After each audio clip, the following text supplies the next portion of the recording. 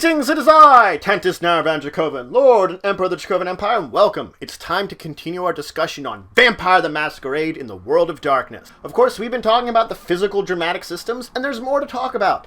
Let's talk about jumping.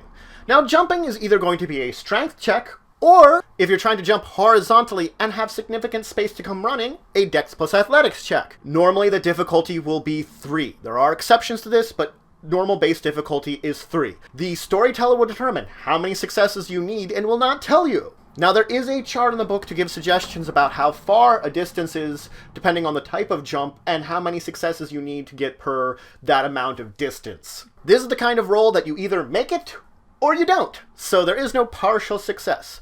Now, if you fail or botch, you're oftentimes tripping, falling, or doing something else that prevents you from successfully jumping. If you only fail, then it's possible that your storyteller, depending on how close you got, will allow you to have a Dex plus Athletics to grab whatever ledge or area nearby you were trying to jump into. Effectively, grab the ledge and get yourself out of the way. On the other hand, if you botch, you're just falling completely and utterly. There's no getting away from that. Now, you can also try to judge the distance that you have. You can have to see how far I have to jump. This is Perception plus Athletics. It is difficulty 6, and if you get 3 successes, you will know the exact number of successes you need to jump across an area. You've judged correctly how far you have to leap. Now let's talk about Feats of Strength. Feats of Strength, there's a chart in the book that will tell you what kind of dice pool you need in order to successfully have a feat of strength. You won't be really rolling that dice pool. The dice pool is based upon your strength, and if you have it, the potence discipline. You add those two numbers together, and if that number is equal to or higher than whatever feat of strength you want to commit, you automatically do it. You do not have to roll. Again, I said there's a chart in the book that tells you a general idea of what these feats of strength is. Now, this doesn't mean that you will automatically fail if you want to do something more. Feats of strength is actually based upon willpower, not strength. So when you roll, you're going to be rolling a willpower check. And its difficulty is normally 9, though there are exceptional times, depending on circumstances, where it could be more difficult or easier. And once you have that difficult 9, each success you have effectively raises that dice pool by 1 to figure out how much your feat of strength you can have, up to a maximum of 5 higher. This is ignoring a note that you are allowed to spend blood to raise your strength up to the maximum when you're determining your initial blood pool. So you have your strength plus your potence plus any blood you may spend to increase your strength up to that maximum of 5.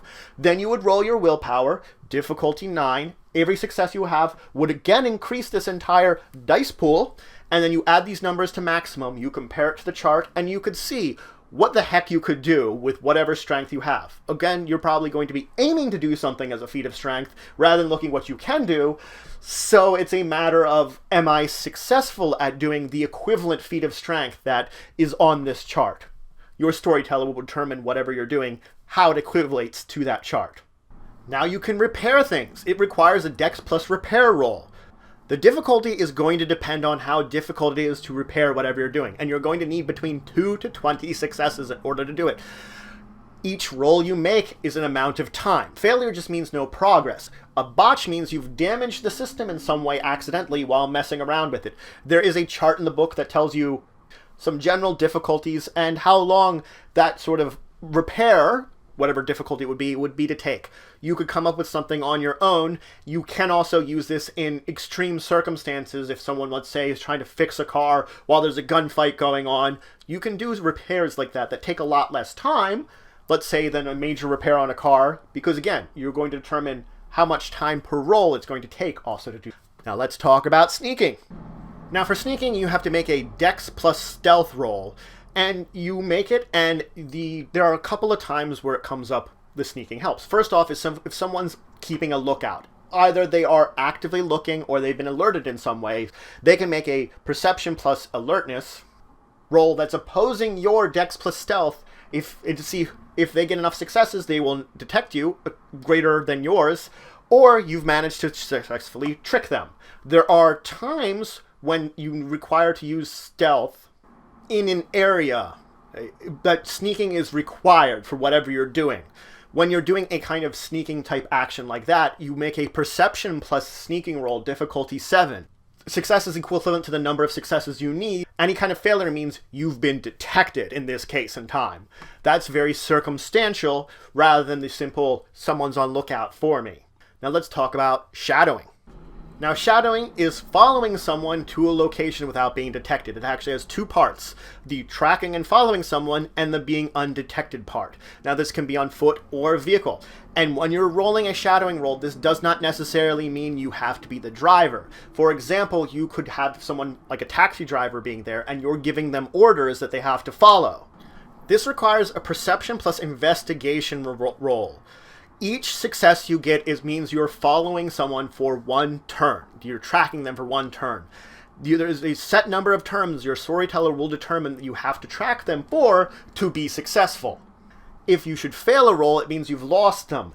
It doesn't mean you've lost them completely. You can try again another round. If you fail 2 turns in a row, that means you've completely lost them. You can't find them anymore. They've gotten away.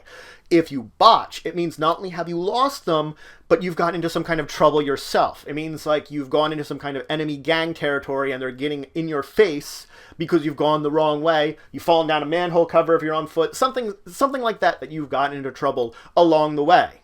Now, there are times where you could use streetwise instead of investigation. That's going to depend on the circumstances. Such if you're tracking through gang territory, it might be wiser to use streetwise rather than investigation in that case.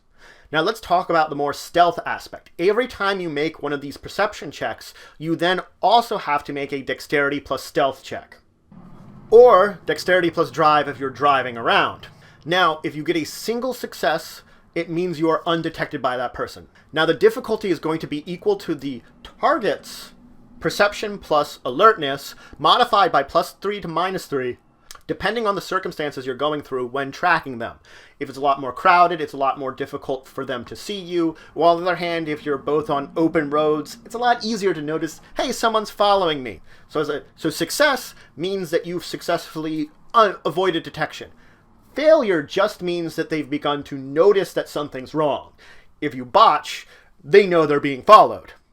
And we move on to another part because they become suspicious. Once a person that you're trailing goes on alert, they can make a perception plus investigation, or sometimes streetwise check, and there is a chart in the book that tells you how many successes they get, how high on alert they are. At a certain point in time, if they get enough successes, they are aware of you. The difficulty for them to notice you is going to be your stealth +5. So whatever your stealth is +5 is how much they are to get a success on this chart. Now, if it fails, it means that their level goes down to 0, and they aren't really suspicious anymore. They sort of they looked around a little bit, they couldn't see anything, they're back to normal. Any successes starts going up on the chart, and they can keep making successes as long as they make them. Effectively, they're like, I thought I noticed something, maybe I'll keep looking out. Again, the failure means they're done with it. A botch means they've looked around and decided, there's nothing wrong, and then they don't get an actual attempt to try again, unless you royally screw up again. So they've basically said, that's fine, there's nothing going on. Now, people can work together in order to shadow someone, but if there are more than one person working together, they'd effectively alternate on die rolls when needed, but they have to train in order to do this to work together. They had to have some kind of experience or training together to get this to work in tandem, that it doesn't mess up the other one. So if your characters choose to go through something like that or take some time to do that, then they can work together to shadow someone. So that's it for today. I went over some more of the dramatic physical systems. I talked about jumping. I talked about feats of strength. I talked about repairing things, sneaking, and shadowing people. There are some more physical systems to talk about before I start moving into talking about the social dramatic systems, which will be next after this. We'll see if we get to them after the next episode. Might still just be finishing up the physical ones. So if you have any questions, comments, anything you want to say, anything you think I left out, please leave in the comments below. Please like, share, and subscribe to show support the channel, the Empire, and the work to do. And until the next time, I bid you farewell.